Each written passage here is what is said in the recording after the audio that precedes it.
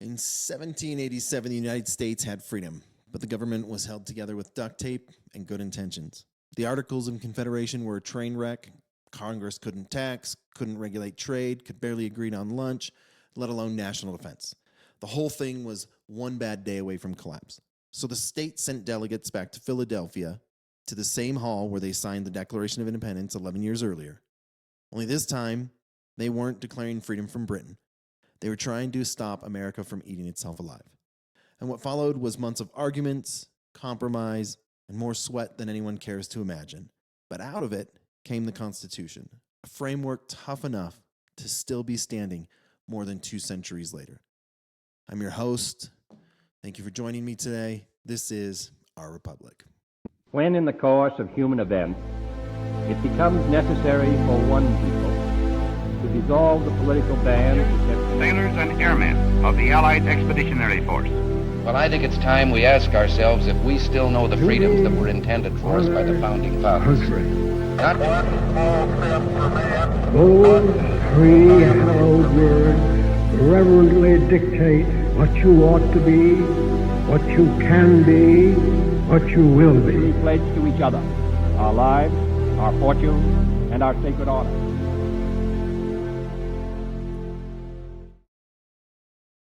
Welcome, everybody. In the late spring of 1787, delegates from across the states gathered in Philadelphia's State Hall, better known as Independence Hall, where again, like I said earlier, the Declaration of Independence had been signed just 11 years earlier. Their original assignment was to amend the Articles of the Confederation, but from the very beginning, it became clear that that mission was way bigger. George Washington, unanimously chosen to preside over the convention, opened with a warning. He admitted, it's probable that no plan we propose will be adopted. But he also cautioned that failure could plunge the young nation into another dreadful war. Washington argued the delegates not to compromise simply to appease the public. Wow, that sounds like advice we should be taking today. Instead, he told them to raise the standard to which the wise and honest can repair, right? And to trust that the event is in God's hand, is in the hands of God, is in God's hands. He said, trust that the event is in the hands of God. It was a call to be bold, to go beyond the patchwork reforms and attempt a new system of government. But the way forward was anything but smooth. It really wasn't. Within weeks, the convention teetered on complete collapse. Delegates clashed over representation in Congress.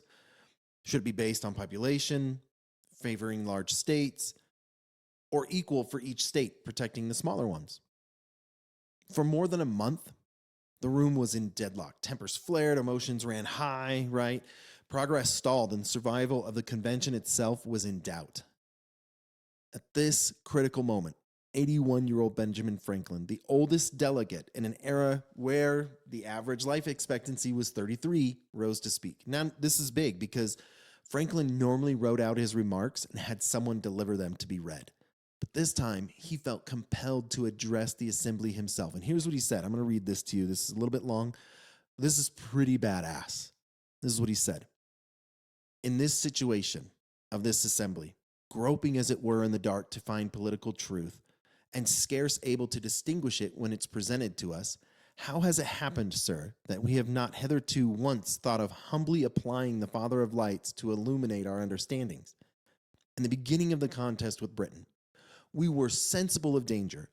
We had daily prayer in this room for the bread of divine protection. Our prayers, sir, were heard, and we were graciously answered. All of us who were engaged in this struggle must have observed frequent instances of superintending providence in our favor. And we have now forgotten the powerful friend? Or do we imagine we no longer need his assistance?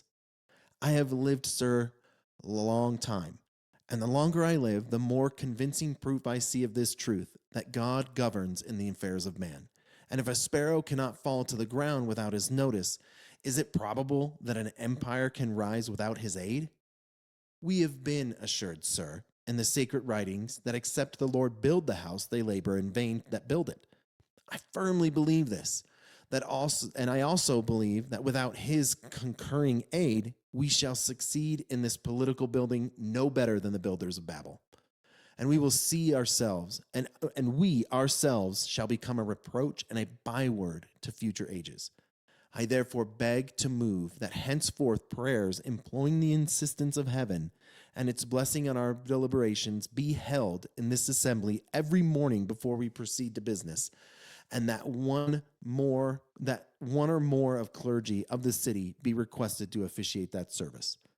That's huge because everyone calls Benjamin Franklin a frickin' deist or an atheist, right? Or an agnostic, right? I'm sorry, but we're going to cover that. Franklin's short address wasn't a plea for prayer. It was packed with biblical language and imagery. Even a secularist could recognize its religious overtones, but the delegates steeped in scripture would have caught the direct references. In just 11 sentences, Franklin echoed the passages. Groping in the dark, Job 12:25. Father of lights, James 1:17. Illuminating our understanding, James 1:5. A sparrow cannot fall to the ground without his notice, Matthew 10:29, Luke 12:6. Can an empire rise without his aid, Daniel 4:17, Psalm 75:7. Except the Lord build the house, they labor in vain that build it, Psalm 127:1. The builders of Babel, Genesis 11:1-9. The reproach and a byword, Deuteronomy 28:37, 2 Chronicles 7:20, 1 Kings 9:7, Psalm 44:14. These weren't just throwaway lines, right? Franklin deliberately wove biblical references into his call for humanity, reminding the delegates that if prayer had carried them through the revolution, it was just as necessary in framing this new government, right? And here's the thing. Franklin actually made a statement. You can go and look it up. Franklin made a statement that he didn't need to put the references in anything that they were saying in that moment because the people of the colonies were so well taught in school about the Bible that when he spoke and gave references, they automatically knew. But what he did notice is that in France and England, they wouldn't have been able to know where it was because they weren't as versed in the Bible. I find that very interesting for somebody who's supposedly a deist or an atheist, right? Anyway, Franklin's appeal struck a chord. Roger Sherman of Connecticut, a devout man and respected delegate, immediately seconded his motion for prayer. But then Hugh Williamson of North Carolina, himself a licensed minister, pointed out a practical obstacle. The convention had no funds to pay for a full-time chaplain. And at that point, Edmund Rudolph of Virginia suggested compromise. Instead of appointing a chaplain, the convention should just mark the upcoming 4th of July, the anniversary of independence, with a sermon. And from that day forward, he said prayers could open the session daily. The delegates actually never voted directly on Franklin's proposal, however. Instead, they recessed for 3 days, attended church services, listened to patriotic orations, and at Philadelphia's Calvinist Reformed Church, Reverend William Rogers prayed a special prayer over the convention delegates, asking God to guide their work. And this is what he said. I'm going to read this one too. We fervently recommend thy fatherly notice of our federal convention. Favor them from day to day with thy immediate presence. Be thou their wisdom and their strength. Enable them to devise such measures as they may that may prove happily instrumental for healing all divisions and promoting the good of the great whole, that the United States of America may furnish the world with one example of a free and permanent government, and may we continue under the influence of republican virtue to partake of all the blessings of cultivated and civilized society. Here's a really cool thing. When the delegates reconvened after recess, something had shifted in the atmosphere.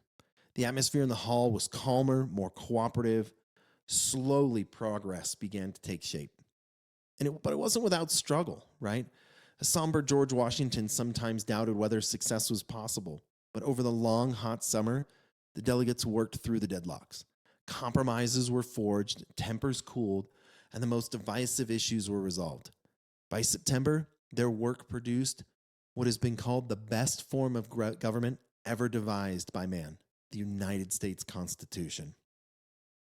It became the most enduring civil document in history. In fact, no other nation has lived under the same writing the same written constitution longer than the United States. The Constitutional Convention of 1787 was no easy victory. It began with hesitation, nearly collapsed in division, and at times even Washington doubted it could succeed. But through the months of grinding debate, bold proposals, heartfelt pleas like Franklin's, and the steady hand of Providence, the delegates produced something truly remarkable.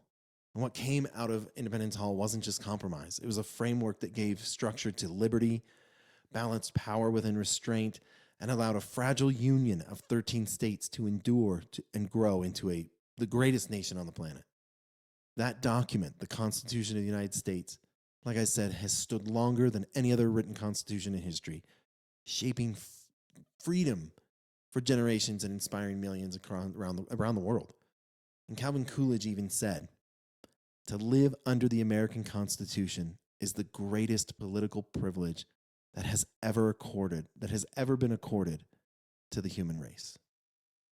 I really appreciate you listening, and always remember, history isn't boring, especially when you realize the survival of the revolution depended not only on victory in battle, but on victory in a sweltering Philadelphia hall where ideas, convictions forged the longest lasting government in human history. I'll see you next time. When in the course of human events it becomes necessary for one people to dissolve the political bands that Sailors and airmen of the Allied Expeditionary Force. Well, I think it's time we ask ourselves if we still know the freedoms that were intended for us by the founding fathers. Not Those three hallowed words reverently dictate what you ought to be, what you can be, what you will be. we pledge to each other our lives, our fortunes, and our sacred honor.